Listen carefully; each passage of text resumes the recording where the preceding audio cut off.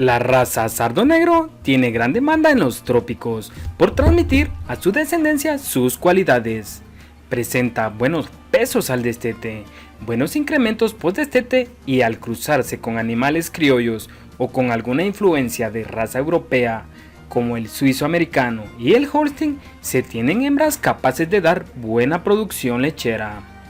Estas cualidades le han dado al sardo negro mucha popularidad en el mundo ganadero. Al igual que otras razas cebuinas, es de una rusticidad admirable, precoz en condiciones normales, buen manejo y sanidad. El futuro de la raza sardo negro promete mucho, pues presenta características positivas para explotaciones de doble propósito. Rancho El Nansal, localizado en el municipio de Palenque, Chiapas.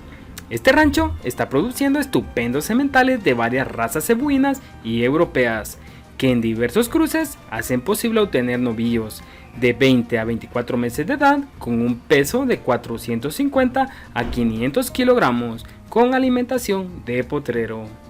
En la descripción del video te dejaremos los datos de contacto. Por favor, suscríbete y dale al botón de me gusta.